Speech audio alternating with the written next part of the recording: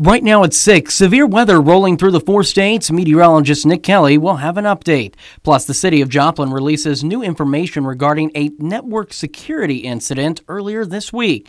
Also, we're taking you to the George Washington Carver Monument in Diamond for Carver Day. And we're heading to Webb City for the 13th annual Cruisapalooza. The 4 states' most watched news starts now. It's an alert day today as severe weather rolls through the area. We go straight to meteorologist Nick Kelly with the latest. Nick. Yeah, some of us are seeing severe weather to start this evening out, Chris. For others, we're still waiting to see if it can still come to complete fruition. Regardless, everyone is under a severe thunderstorm watch until 11 o'clock tonight because of a frontal boundary working through and prompting these showers and thunderstorms. I want to take you on a quick tour. First and foremost, the storms north of Joplin, stretching from Altamont, Parsons up to Girard, Pittsburgh, Lamar, and close to Stockton Lake. These are strong storms, but we're watching these closely since they're still ahead of the front and with some warm and unstable air in place. We'll see if these can strengthen and turn severe, but these are the main severe storms for now. Those storms working through northeastern parts of Oklahoma with these severe thunderstorm warnings for 60 to 70 mile per hour winds working south and east. And the latest warning I have on the board here will expire by about 6:30. So we have to keep an eye still on these thunderstorm chances up until about 10 or 11 o'clock tonight. And even if you consider maybe a couple storms trying to work in from the north overnight, our main window for any severe weather is now up until about 11 o'clock or midnight at the latest tonight.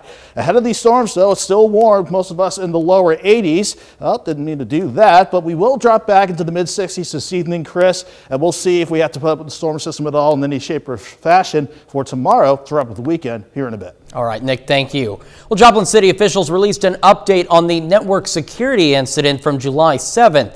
In Saturday's update, city officials say that they confirmed the third-party service that the city uses to process utility payments and store residents' payment information was not affected by the incident. The city adds that it does not store residents' payment information on its network. The Missouri State Highway Patrol says a 14-year-old boy from Knoll drowned in the Elk River Friday night. According to the Highway Patrol, the incident occurred just before 8:30 last night. Officials say the 14-year-old was playing in shallow water and went too far into the water and drowned. He was taken to Freeman West in Joplin, where he was pronounced dead just before 11. And the Montgomery County Sheriff's Office says a man drowned Friday evening at Elk City State Park. Officials say they received a call around 5 Friday evening of a possible drowning. When deputies arrived, they learned a 47-year-old man began yelling for help in the swimming area before he went under and did not resurface. Authorities began a search and around 11:20 Friday night found his body. He was pronounced dead on the scene. His name has not been released. Earlier today marked the 78th annual Carver Day. The event was held at the George Washington Carver National Monument in Diamond. The monument's park superintendent says Carver Day celebrates Carver's life and achievements such as his work on crop rotation as well as his 300 uses for the peanut and highlights the importance of remembering him. I think the importance of remembering Carver is remembering his struggles, remembering his dedication. I mean, this man was deeply dedicated to alleviating poverty and feeding human beings. George Washington Carver National Monument is the first national park dedicated to an African-American person. And this weekend marks the 13th annual Cruisapalooza in Webb City. Now, the two-day event kicked off Friday and will run through sundown tonight. A number of different vendors were on hand with food, snacks, drinks, and little trinkets for you to take home with you. On top of that, there were giant kites flying high in the air, also a car show, several bounce houses, and even a little petting zoo for kids. Organizers say it takes a lot to plan this each year, and it's always exciting to see it in action. I think we're all feeling the same kind of cooped up feeling or the sense of being isolated from friends, family, people that we love, or even just being able to go out and do the things normal that we used to do. So it's just really exciting to be able to stand here and look out and see something that we have many hours put in come to fruition and see people enjoy that. Now, due to tonight's weather, the fireworks show has been rescheduled for the city's 9/11 ceremony taking place later this year, and tonight's headlining band has been rescheduled for August. Plenty of four-staters can be found down at the Wildcat Glades Pavilion enjoying creek days today, and that means there was no shortage of kayaks and paddleboards on the water. Creek days is a great way to learn more about kayaking and paddleboarding, and it's also a great way to get a crash course in water safety, which is what a lot of local kids were doing on Shoal Creek this morning. You know, in Missouri, we've got so many waterways and access points that you can take advantage of, and it's, you know, beautiful creeks out here. So teaching these kids the safety of being on the creek is our #1 priority, and then getting them out there and letting them enjoy it and getting hooked, and they'll get their kids involved, and it just grows from there. Now, the Joplin Kayak and Canoe Group helped make Creek Days a reality, and if you'd like to learn more about local kayaking and paddleboarding, just give their Facebook page a look. We've got a link to that in this article at KOAMNewsNow.com. Well, topping Nation Watch tonight, President Biden called Vladimir Putin today and issued a warning saying the U.S. will take any necessary action to stop Russian hackers. More on this from CBS's Weijia Jiang at the White House. Tonight, President Biden is urging Vladimir Putin to rein in the ransomware attacks emanating from inside Russia. The United States expects when a ransomware operation is coming from his soil, even though it's not sponsored by the state, we expect them to act. That's also what the president told Putin last month in Geneva. But since then, Russian-based cyber criminals have attacked a Florida firm, impacting up to 1,500 small businesses. And a Russian entity may have hacked a contractor for the Republican National Committee. It's time to articulate to President Putin that the consequences on Russia will be severe. Administration officials say they will take action against Moscow in the days and weeks ahead. President Biden was asked if that should include an attack on the servers the hackers used. Yes. Though Putin has denied any responsibility, he has the power to stop the attackers. He can take them off the streets and put them in jail or make sure that they don't conduct any further operations. Weijia Jiang, CBS News. And we take this time now to honor one of our many four-state heroes. Private First Class Dennis McCoy served in the Marines in Vietnam with the 3rd Battalion, 3rd Marine Division, and received a Purple Heart. His hometown, Joplin. We're proud to recognize Private First Class Dennis McCoy, tonight's four-state hero. Coming up on the KOAM News at 6, federal health officials weigh in on a possible COVID booster vaccine. We'll take a look back at the week's top health stories. And COVID restrictions returning to the Netherlands for some.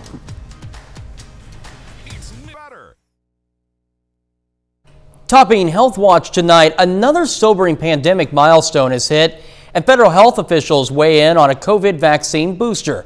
Bradley Blackburn has some of the week's top health stories.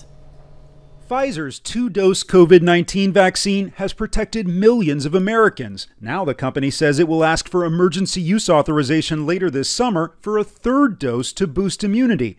The Food and Drug Administration and CDC responded that for now, fully vaccinated Americans do not need a booster, and that one will only be approved if and when the science shows it is necessary. The world reached another grim milestone in the coronavirus pandemic with 4 million COVID-19 related deaths. According to data from Johns Hopkins University, more than half of those victims died this year. Health experts say the world needs a global vaccine plan to help tackle hesitancy, as well as virus variants. And long-term exposure to air pollution may increase the severity of COVID-19. That's according to new research in Detroit that finds the greater the exposure to harmful pollutants, the greater the risk that COVID patients will end up in the ICU or on a ventilator. Those are some of the week's top health stories. Bradley Blackburn, CBS News, New York. The Netherlands has reimposed COVID-19 restrictions on nightclubs and restaurants starting today. Now, the measure takes effect as the country faces a rapid rise in new cases, the government said. Now, restaurants and bars may stay open provided all visitors have assigned seats and placed 1.5 meters apart. Entertainment, such as live performances, is prohibited. Officials say that most infections occurred in nightlife settings and parties with a high number of people. The European Union will have distributed some 500 million COVID-19 vaccine doses by Sunday. That's according to EU Commission President Ursula von der Leyen. In a statement today, von der Leyen said the member states are in a position to fully vaccinate at least 70% of its adults this month. She said the bloc is prepared to distribute more shots and urged the countries to increase vaccinations. Russia has reported 752 COVID-19 deaths today. That's the highest daily number since the beginning of the pandemic. Officials say that the death toll now stands at more than 142,000. The country has also recorded more than 25,000 new cases in the last 24 hours. Later on the KOAM News at 6, Drake on a date. Plus, I'm keeping an eye on some strong to severe storms for the evening. We'll see if any stick around to wrap up the weekend tomorrow. Up next.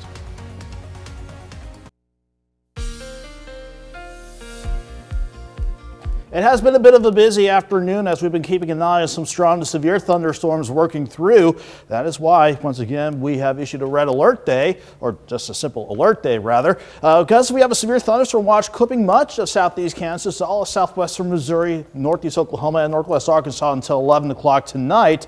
That's because after we had some scattered storms this morning, we spent a little dry time during the afternoon, but heating up, seeing the moisture increase and getting a bit unstable, and that's what has allowed some afternoon thunderstorms to really take off. But within the past few hours, we've noticed more thunderstorms north of Joplin really get going just along and ahead of the cold front. And some of these, if we can zoom in a little tighter, they're strong, but it's just that. They're strong storms, not necessarily severe, but we can see the lightning starting to pick up. These storms stretching from the south side of Stockton Lake back to Lamar, Jasper, Pittsburgh, Minden Mines, Girard, Parsons, Columbus, and working back toward Oswego. We'll see if these can strengthen any more. So these will be storms we'll be keeping a close eye on. But these are severe thunderstorm warnings until 6:30 for parts of extreme southeastern Nevada, Rogers, and Mays County. But all of these storms working through northeastern Oklahoma are sinking to the southeast at about 30 miles per hour. So just about over the next hour, they're going to be headed toward Pryor, Owasso, Catoosa, Tulsa by 7 o'clock, and then trying to work toward New Tulsa by the time we get after the top of the 7 o'clock hour. Those are the only severe storms out there right now, but storms nonetheless that we'll still keep an eye on. If you're not seeing any severe weather with these storms, they're producing some good amounts of rain. The rain from this morning clipping our northeastern counties, and the rain from this afternoon leaving us with 0.6 of an inch of rain on average so far, but we are still underneath that elevated risk for some severe weather up until we hit 11 o'clock tonight. Wind, hail, and rain. Those are the biggest threats that we'll still keep an eye on until we start to see these threats subside once we go into the overnight. We definitely noticed the difference in temperatures though as the system worked on in. We hit the lower 90s at least yesterday, mid 70s this morning, and so far Joplin's only been able to warm up into the mid 80s this afternoon with quiet skies still outside around Joplin, but watching those storms trying to build and work in from the west and northwest. 82 in Joplin, feels like 89 though with the dew point stuck at 75 degrees. Most of us are in the upper 70s to lower 80s. When you factor in those high dew points, it feels like we're at 91 in Anderson, 92 in Stockton, but underneath all the rain, it feels like you're in the 70s, at least the lower 70s in some spots. We'll see temperatures fall through the 70s throughout the evening. I think we'll drop back into the mid 60s overnight while we deal with the storm system across the region. You can see the front parked across the region. That will slowly sink to the south and east as we go through tomorrow, but we'll have to deal with the backside of that system and this upper low as well as we go into tomorrow. So what does that mean? We'll deal with these thunderstorm chances still through about the 8 o'clock hour, and then we'll see if any thunderstorms from the north can try to sneak in. But by the time we hit 11 o'clock again, these should not pose a severe threat, but moisture on the backside of the system sticks around for tomorrow, so mostly cloudy skies and at least periods of some scattered rain or storms for tomorrow. 65 in the morning, 73 by noon, afternoon highs only make it to 78 degrees. But then the upper ridge out west starts to build back in. 81 Monday, 87 Tuesday. We'll stay in the lower 90s for the rest of the week, Chris, and thunderstorms are going to return by Thursday and next weekend. And still watching some storms in the area tonight. I know you'll keep us informed. Absolutely. Nick, thank you so much. Jacob Leonard joining us now for sports, and Joplin Outlaws back in action tonight at Nevada. The Outlaws try to stay in first place in the Mink League South Division. We're going to talk about that. Plus, Webb City and Joplin square off for a spot in the Little League District Championship. Highlights from that one coming up next.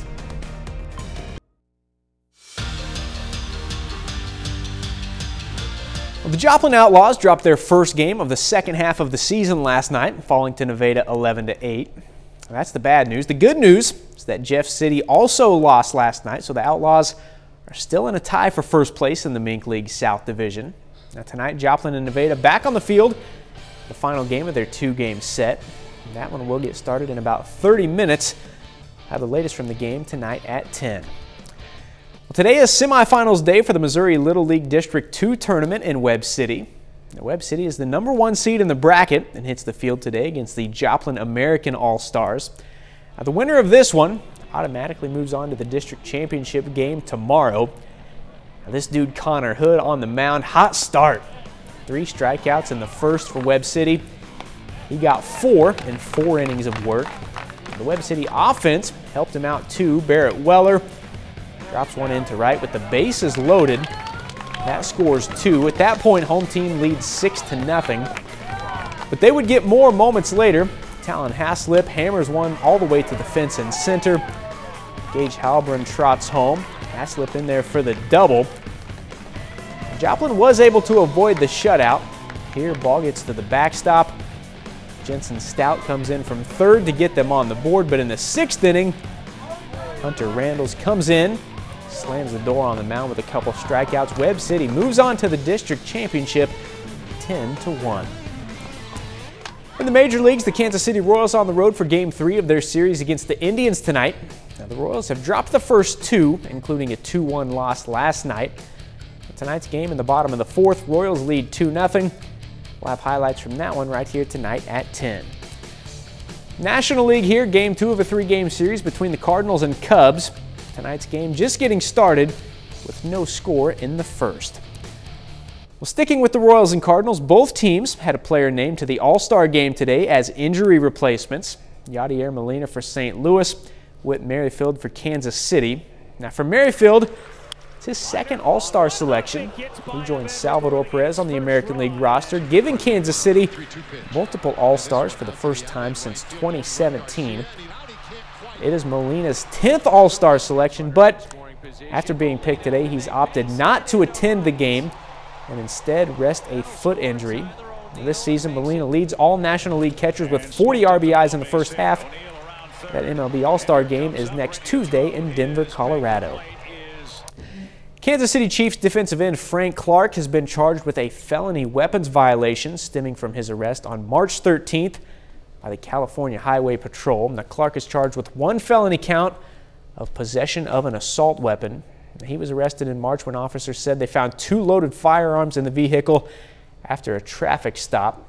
Now, Clark is entering his 3rd season in Kansas City and was part of the 2019 Super Bowl team. If convicted, could face up to 3 years in prison. Chris, that's obviously not good news for the Kansas City Chiefs. He's been really good for them, especially in the postseason. Yeah, I mean, this is tough to hear, so hopefully they can get this kind of sorted out. For sure.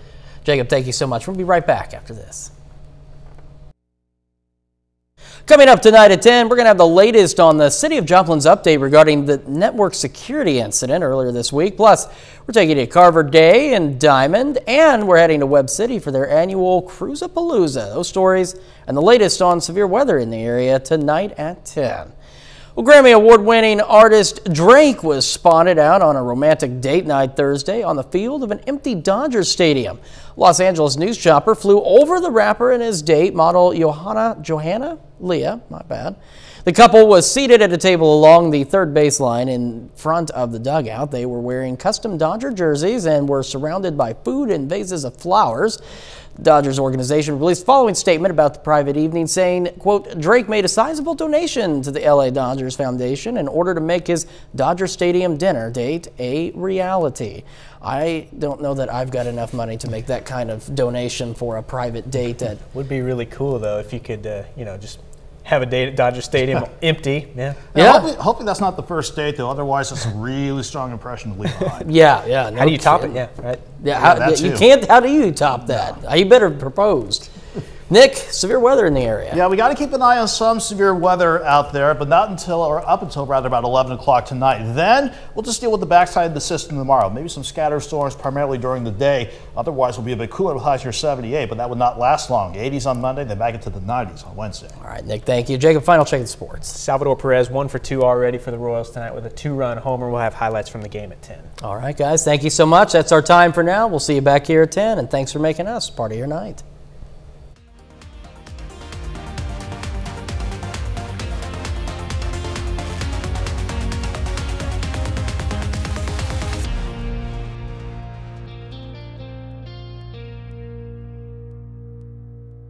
Salon service is